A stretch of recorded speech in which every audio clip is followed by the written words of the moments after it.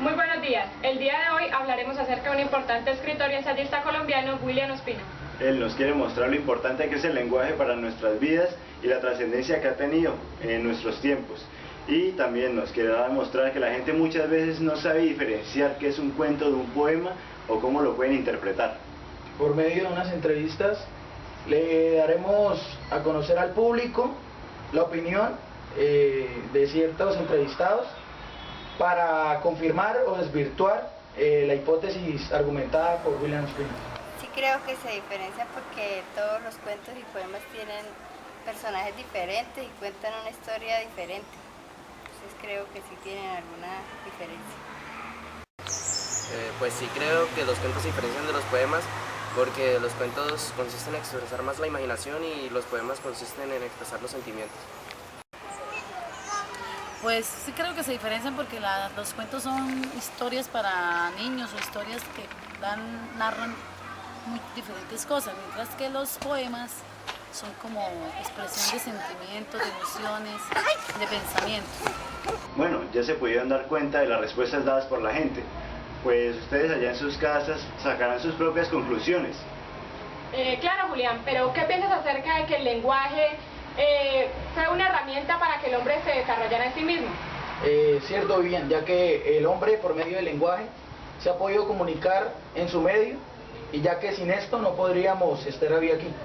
Pero para recibir una respuesta más contundente, deberíamos preguntarle más bien a la gente qué piensa. El lenguaje es fundamental para la supervivencia humana debido a que es el medio en el cual los seres humanos nos comunicamos y transmitimos todo lo que pensamos y queremos que todas las personas entiendan a través de ese medio. Sí, porque eso nos sirve para superarnos. Pues, el lenguaje, ¿cómo nos superamos?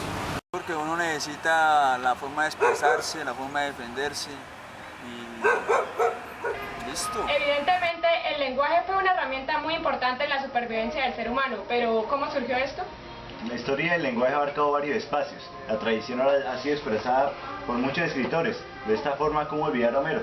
Pues tendríamos que cuestionar a las personas y ¿qué sería del mundo? No sería lo que es ahora porque nuestros antepasados que no tenían cómo escribir ni plasmar la inteligencia de ellos, debían era pasar la generación a generación para que ahorita pudiera estar. Claro, porque nuestros antepasados nos dejan muchas enseñanzas. Bueno muchachos, no podemos dejar el lenguaje en cosas tan irrelevantes. Es cierto, conforme al entorno en el que vivimos, nuestros problemas, soluciones e incluso dilemas. Entonces, ¿ustedes consideran que el lenguaje hace parte de nuestro patrimonio? Ya, claro, es que eso hace parte de nuestra cultura, con eso nos identificamos.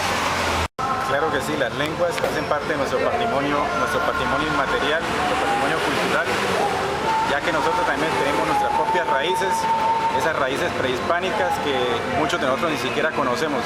Con la llegada de los españoles nosotros adoptamos un idioma que no es nuestro, sin embargo existen miles de dialectos en nuestro territorio que han ido desapareciendo y perdiéndose por falta de una entidad estatal que reúna todo ese material y haga que perdure para siempre, por lo menos en la historia de los colombianos. Eso es parte de nuestro patrimonio y tenemos que procurar que no se pierda, o por lo menos que existan evidencias de que existió alguna vez ese dialecto o esos dialectos. La realidad nos sorprende cada día más. No puedo creer que nuestra existencia esté tan marcada por algo que pocos consideran irrelevante.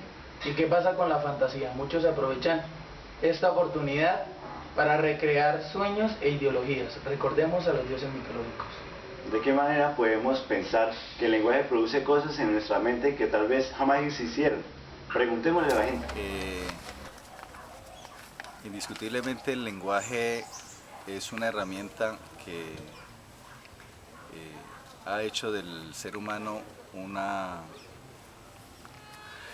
como una fortaleza en los sueños, porque los sueños se hacen realidad a partir de las fantasías, y esas fantasías pueden ser lenguajes verbales y no verbales, y algo que invade nuestra sociedad actualmente es la imagen, y eso da para que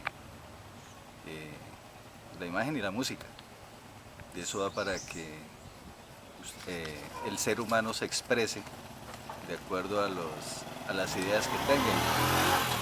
Para muchos puede ser locas, para otros puede ser una manera de expresión de lo que tiene su mente y, si en algunos otros casos, el alma. Esa es otra de las interpretaciones que tiene el ser humano de lo que se piensa y de lo que se es. Listo. A través del lenguaje, nosotros nos hemos estado llenando de información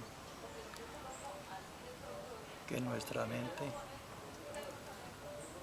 se ha convertido en fantasías,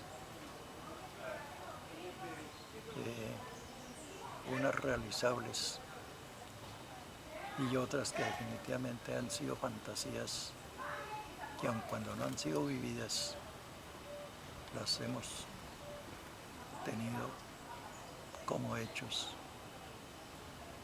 que se han sucedido, si no en nuestro medio, en muchas otras partes del universo. Muchos personajes a través de la historia decidieron omitir las palabras y empezar a crear términos matemáticos. Sí, cómo olvidar a René Descartes, que propuso la ciencia como única verdad y no le dio paso al argumento. O sea que las verdades del mundo solo se encuentran en la ciencia, o tal vez el lenguaje, que produce argumentos válidos para comprender el mundo. Muy bien. Definitivamente la ciencia es una herramienta creada por el hombre para tratar de explicar las cosas que suceden en la vida, las cosas que suceden en la naturaleza, y eso ha sido, digamos, un patrimonio del pensamiento humano por tratar de buscar la explicación de las cosas. Cuando se rompe el límite, cuando suponemos que todo tiene que ser explicado de manera científica.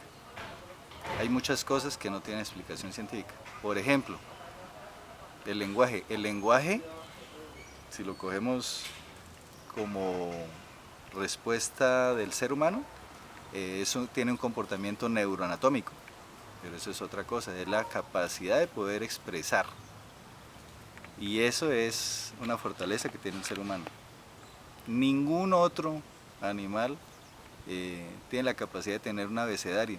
De pronto tiene sonidos, tiene movimientos, tiene frecuencias que modulan una respuesta, pero el ser humano no. El ser humano necesita comunicarse. Y eso se está perdiendo por la tecnología.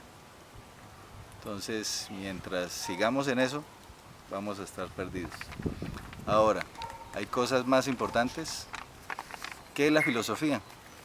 Muchas personas lo ven como el ladrillo que hay que ver y pasar, pero la filosofía es la mamá de todas las ciencias.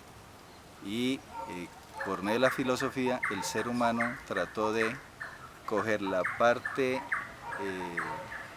científica y tomar la parte de las ideas, de los pensamientos, y los trató de ser uno solo. Y ese es ser un filósofo. Supuestamente el filósofo es el que más sabe. Entonces, de esa manera, y el ser humano, para decir todas esas cosas, ¿qué necesita? Del lenguaje. Y volvemos a insistir, un lenguaje oral, un lenguaje escrito, un lenguaje de imagen, para tratar de dar o de llegar a la explicación de es la verdad. Siempre luchamos por la verdad, tenemos que llegar a eso. Existen muchas personas que se consideran amigos de la filosofía, como Pitágoras. Pero también hay otros que la desprecian, sin darse cuenta que sin ella es imposible vivir. ¿Por qué no le preguntamos a las personas si son amantes de la literatura o tal vez se sienten atraídos por algún personaje? No me considero amante del lenguaje porque no juega un papel importante en mi vida, pero para la sociedad puede ser muy importante, ya que es el medio en el que se expresa. Me considero amante del lenguaje porque a través del lenguaje podemos manifestar todas nuestras emociones, todos nuestros deseos, todos nuestros conocimientos, todas nuestras dudas. A través del lenguaje podemos expresar nuestros sentimientos. Por el lenguaje podemos hacer conocer nuestras inconformidades, nuestras contrariedades, y a través del lenguaje, desde que nacimos hasta que morimos, nos hemos estado relacionando con el resto de los seres que nos han rodeado en la vida. Como pudieron observar, el lenguaje hace parte de nuestra vida. Muchas gracias por su atención. Hasta una próxima emisión.